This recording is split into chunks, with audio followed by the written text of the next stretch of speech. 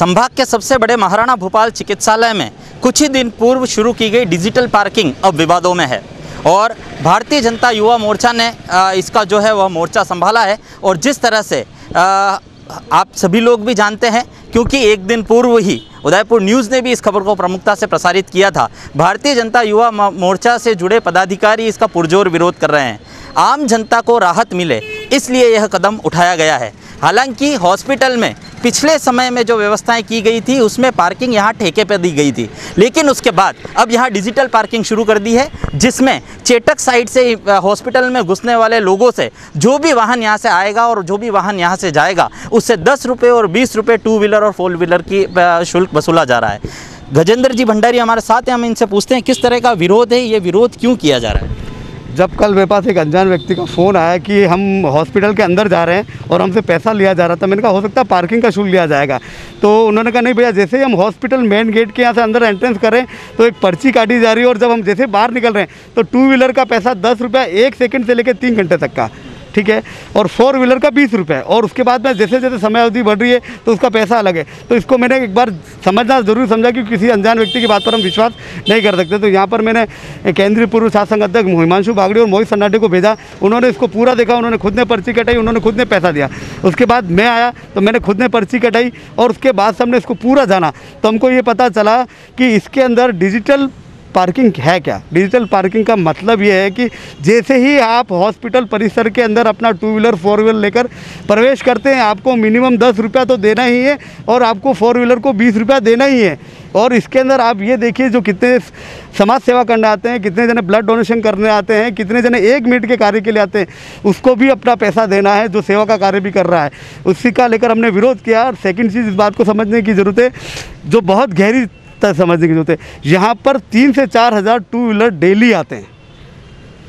1500 मरीज एडमिट हैं, उनके 2 अटेंडेंट 12-12 घंटे के रहते हैं, उनको 2 जनों के हिसाब से 3,000 2 व्हीलर आते हैं और 1000 4 व्हीलर आते हैं। मैं आपको मिनिमम बता रहा हूँ, मैक्सिमम बता हूँ, 10 रुपये जो मिनिमम चार्ज है, अगर वो 24 घंटा रहता है तो उसको 40 रुपया लगता है। इसके हिसाब से 3000 2 व्हीलर के हिसाब से 30,000 रुपया होता है और 4 व्हीलर का 20 रुपया। केवल मैं बहुत सबसे मिनिमम बता रहा हूँ, ये 20 या 50 रुपये एवरेज। अगर इसका हम साल भर का महीने का निकालते हैं तो एवरेज पर डे के हिसाब से 60,000 रुपये का कलेक्शन यहाँ पे होता है, जो 18 से लेकर 20 लाख तक बैठेगा। 3,11,000 रुपये उस कंपनी का टेंडर है, उसको हॉस्पिटल को देना है। उसका स्टाफ रहेगा 2 पारी के अंदर 15 स्टाफ तीनों जगह रहेंगे, तो 30 स्टाफ रहेगा। उसकी एवरेज सैलरी हम गिनते हैं तो 4.5 लाख रुपये हम गिनते हैं 15,000 रुपये के हिसाब से। 4.5 लाख और 3,11,000 रुपये यानी 7 लाख रुपये का। उसके बाद 12.5 लाख रुपया बच रहा है। 12.5 लाख रुपये में से जो कंपनी पैसा लगा रही निश्चित तौर पर वो भी पैसा कमाएगी, लेकिन लगावे 100 कमावे 1000, ऐसी गणित तो बहुत ही कम जगह होती है। इसके अंदर निश्चित तौर पर इसकी जांच होनी चाहिए और इसके अंदर 100% घपला है। इसके अंदर निश्चित तौर पर मैं अपने बातों को शब्दों को पुनः कह रहा हूँ, इसके अंदर यहाँ के कोई न कोई अधिकारी और कोई न कोई नेता इसमें मिली भगत है जो इसका कमाई का साधन करना चाह रहे हैं। बात को समझिए, कोरोना का काल है, 90% संभाग की गरीब जनता आती है। हम 10 रुपये की पर्ची में पूरा इलाज फ्री दे रहे हैं और गाड़ी पार करने के 20 रुपये और 10 रुपये ले रहे। कहाँ का ये गजेंद्र भंडारी का भारतीय जनता युवा मोर्चा का मुद्दा नहीं है, ये जनहित का मुद्दा है और उसके हम ये डिजिटल पार्किंग यहाँ पर नहीं होने देंगे। चाहे इसके लिए जनहित में हमारे सारे कार्यकर्ताओं को मुकदमा भी साइन करना पड़े तो हम निश्चित तौर पर करेंगे। कल आपने इनके अधिकारियों से भी बात की थी, अधीक्षक साहब से भी आपकी मुलाकात हुई थी, उसके बाद क्या डिसीजन निकला? उन्होंने किस तरह से आपको क्या रेस्पॉन्स दिया है? क्या उन्होंने ये माना है कि ये गलत है या वो भी इसके पक्ष में? देखिए, पूर्व CMHO संजीव जी टांक जो कि बहुत ही नाइस पर्सन है और हर चीज़ को धरातल पर समझते हैं, क्योंकि उनसे मेरा परिचय काफ़ी पुराना है और वापस पता चला कि वो 1 महीने पहले ही यहाँ पर लगे हैं। जब उनसे मुलाकात हुई तो क्योंकि RL सुमन सर को फ़ोन किया था हमारे महामंत्री गोपाल जी जोशी ने, तो उनका रेस्पॉन्स सही नहीं मिला था। तो फिर हमें संजीव जी टांक से मिलना हुआ और उन्होंने अधीक्षक महोदय से बात करी तो उन्होंने कहा इनकी क्या परेशानी हो, क्या सुझाव है। हमने उनको सारी बात कही कि अगर जब एयरपोर्ट के अंदर गाड़ी जाती है, जो पैसेंजर को छोड़ने जाती है, उसको भी 9 मिनट का समय मिलता है बाहर निकलने पर। और ये तो हॉस्पिटल है, यहाँ पर कोई आदमी घूमने के लिए नहीं आता, ना ये कोई फतेह सागर, ना कोई सैलो की बाड़ी, ना सुगाड़े सर्कल है, ना बड़ी का तालाब है।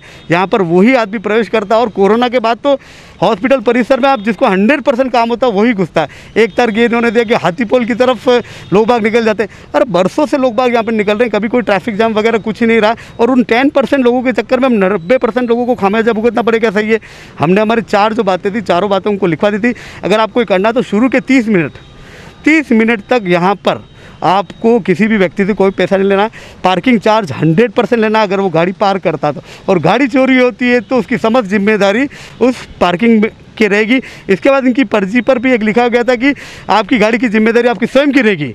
अगर पर्ची देने के बाद भी अगर जिम्मेदारी स्वयं की रहेगी तो फिर आपको पैसा देने का मतलब क्या है? इन सारी चीज़ों का विरोध है और निश्चित तौर पर इसमें 100% गड़बड़ी है। आज मैं आपको ये बात कर रहा हूँ, 2 दिन बाद इसका खुलासा होगा और टेंडर जिस कंपनी ने लिया 3,11,000 रुपये में, जहाँ भाई 20 लाख रुपये की इनकम हो रही है, 3,11,000 का, ये बात तो न मुझे पता रही। और आप अच्छे से अच्छे समझदार व्यक्ति से भी इसकी कैलकुलेशन निकलवाना, आपको इजी गोइंग पता पड़ जाएगा।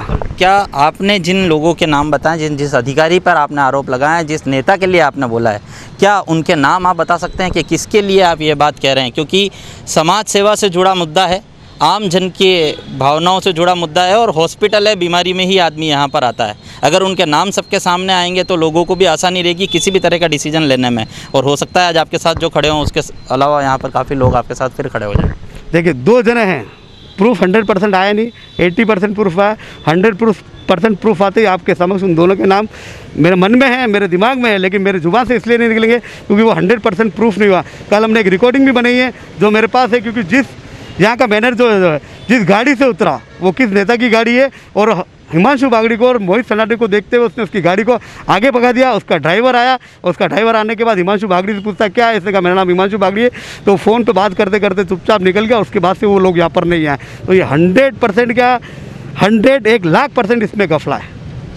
बिल्कुल, आपको बता दें ये थे गजेंद्र भंडारी जो भारतीय जनता युवा मोर्चा से हैं, और यहाँ उदयपुर न्यूज़ शहरवासियों से अपील करता है, शहरवासियों से सुझाव मांगने का प्रयास कर रहा है कि आपको क्या लगता है हॉस्पिटल में जो ये डिजिटल पार्किंग बनाई गई है, क्या यह चलनी चाहिए या ये बंद होनी चाहिए? क्योंकि हॉस्पिटल में प्रवेश करते ही पार्किंग के नाम पे नहीं, नाम तो पार्किंग का है, लेकिन जो वाहन यहाँ से गुजर रहा है उस पर 10 रुपये और 20 रुपये का यहाँ पर शुल्क लिया जा रहा है। उसके बाद जब गाड़ी अंदर पार्क होती है, पार्क होने के बाद उसकी समस्त जिम्मेदारी उस वाहन मालिक की रहती है।